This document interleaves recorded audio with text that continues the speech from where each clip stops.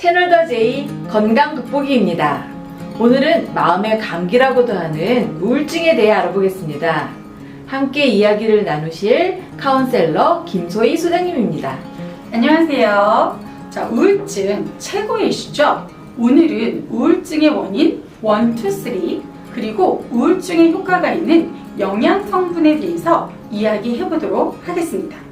최근 건강보험심사평가원에 따르면 해마다 우울증 환자가 증가하고 있는데요. 특히 20대, 30대의 우울증이 5년 사이에 무려 2배나 증가했다고 합니다. 20대, 30대 사망 원인이 자살이라는 것이 정말 너무 안타깝습니다. 네, 자살과 우울증이 유의미하다는 건 다들 알고 계실 건데요. 즉, 20대, 30대에게는요, 암보다 더 무서운 게 바로 우울증인 겁니다. 그럼 자살까지 이르게 하는 그 우울증의 원인에는 어떤 것들이 있을까요? 우울증 첫 번째 원인 보겠습니다. 스트레스. 역시 스트레스가 첫 번째군요. 진짜 스트레스 받아. 너무 힘들어. 너무 힘들어. 네, 이렇게 우리가 스트레스를 많이 받게 되면요. 우리 몸에서는 이 스트레스를 완화시키기 위해서 코르티솔이라는 호르몬이 증가하게 됩니다. 스트레스와 코르티솔이라는 호르몬은 어떤 관계인가요? 네, 코르티솔은 스트레스 호르몬이라고 하는데요. 스트레스를 받으면 출동하고 나오는 호르몬입니다. 근데 이 코르티솔이 어디에서 분비가 되냐면요. 심장이 위에 작게 있는 이 부신에서 코르티솔이 분비가 되죠. 코르티솔은 어떤 작용을 해서 우울증에 걸리게 되는 거죠? 너무 스트레스 받아서 정말 손 하나도 까딱하고 싶지 않아. 아까 뭐라 그랬더라? 분명히 뭐라고 했는데 기억이 하나도 안 나네? 자, 이렇게 우리가 스트레스를 받으면 무기력증이 생기기도 하고 기억력도 감퇴되고 이렇게 신체에 필요한 에너지들이 막 떨어지는데 이때 코르티솔이 출동을 해가지고 우리 신체에 필요한 에너지를 주자! 이렇게 하면서 스트레스에 대항을 한단 말이에요. 근데 안타깝게도 이 과정에서 행복 호르몬이 세로토닌의 합성을 감소시키게 됩니다. 근데 세로토닌은 행복 호르몬이라고 했잖아요. 이 행복 호르몬이 감소가 되니까 당연히 우울증은 더 높아지게 되는 것이죠.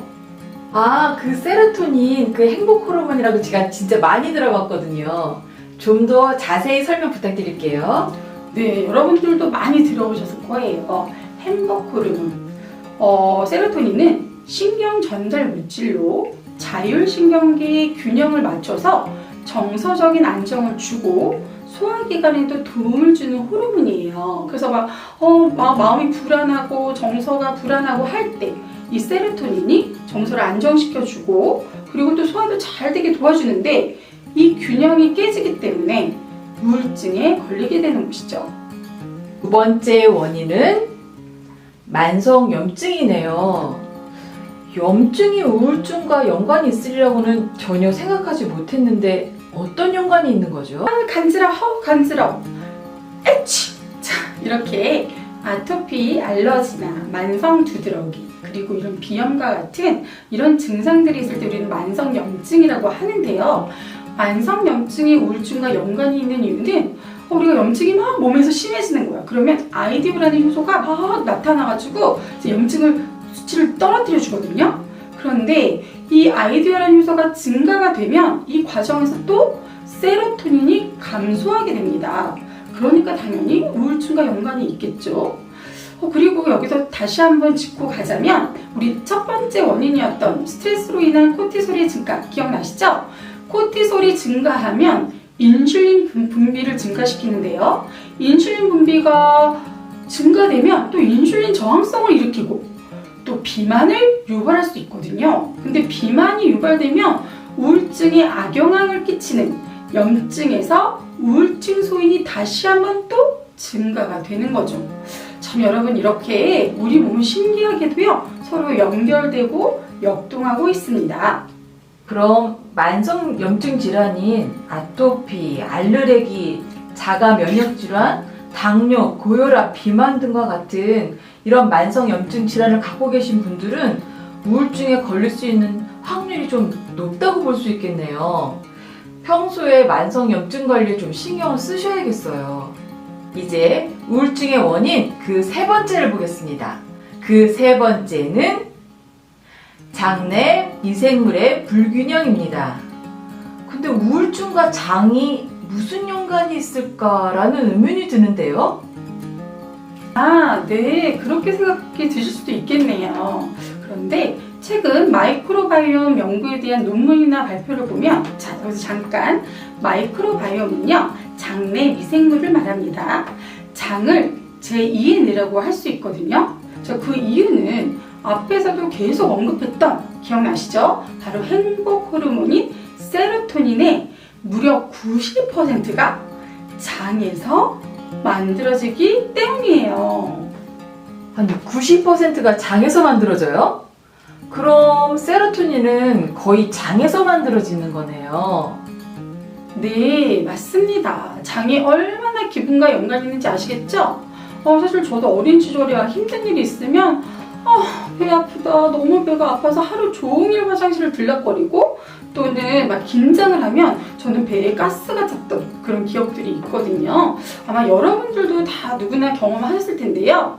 장과 정신 건강은 아주 밀접한 관련이 있습니다. 왜냐면 세로토닌의 정부 아미노산인 트립토판, 이것이 장내 미생물에 의해서 잘 분해가 되고 흡수가 되어서 잘 세로토닌을 만들어내야 되거든요. 그런데 장내 유해균이 많아지면 트립토판 흡수를 잘 못하게 돼요. 그 결과 세로토닌이 부족해지면서 우울증, 집중력 감소, 활력이 사라지게 됩니다. 또 유해균들이 많아지면 면역 과민 반응으로 염증적 소인이 증가하게 되거든요. 염증적 소인이 증가하게 되면 우리 계속 나오죠, 염증. 앞에서 말한 것처럼 세로토닌을 또 감소시키죠. 그렇기 때문에 평소 장 건강을 잘 관리하신다면 우울증을 극복할 수 있는 힘이 더 커지게 됩니다. 그동안 막연했던 우울증의 원인을 아주 명확하게 알게 되는 시간들입니다. 그럼 간단하게 정리 좀 부탁드립니다. 네, 다시 한번 정리해 보겠습니다. 우울증의 원인 첫 번째, 바로 스트레스와 코티솔. 두 번째, 만성염증과 아이디오 효소. 세 번째, 장내 미생물과 세로토닌인데요. 자, 스트레스 낮추고 만성염증 낮추고 장내 미생물의 유익균을 많이 늘린다면 세로토닌이 상승하게 되기 때문에 우울증에 좋은 효과를 줄 수 있습니다. 소장님의 말씀을 들으니까 우울증의 원인 1, 2, 3을 감소시킬 수 있는 영양제가 분명히 있을 것 같아요. 어떤 영양 성분을 우리가 복용해야 할까요? 네, 첫 번째는 오메가3인데요. 기능의학 전문의 조한경 박사는 동물성 오메가3 지방 섭취가 우울증 예방이나 감소에 도움이 될 수 있다고 합니다. 자, 왜 그럴까요? 우리 뇌의 60%는 바로 지방으로 이루어져 있기 때문입니다. 동물성 지방, DHA와 EPA가 뇌 기능에 정신 건강에 도움을 주는데요. 특히 EPA가 우울증에 효과가 있다는 논문이 있으니 꼭 기억해 주세요. 네, 그 다음은 프로바이오틱스와 프리바이오틱스인데요.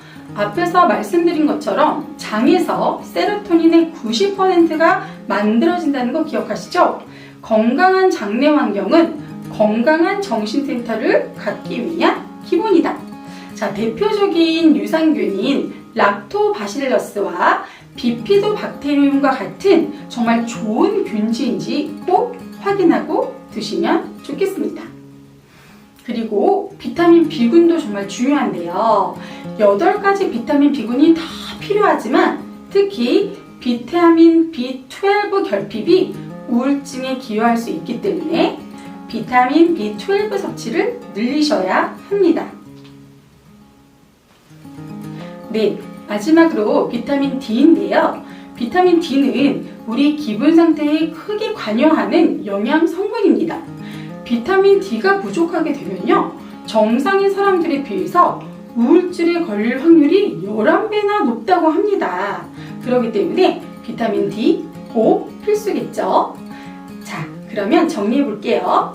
오메가3, 프로바이오틱과 프리바이오틱스, 비타민 B군, 그리고 비타민 B군 중에서도 B12, 그리고 비타민 D를 잘 섭취하신다면 우울증에서 꼭 벗어나실 수 있을 겁니다.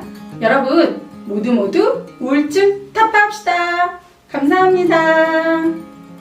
우울증은 세로토닌. 여러분 행복하세요. 궁금한 점 있으시죠? 카톡에서 뉴트리션 카운셀러를 검색하세요. 채널 더 제이 건강 돋보기였습니다.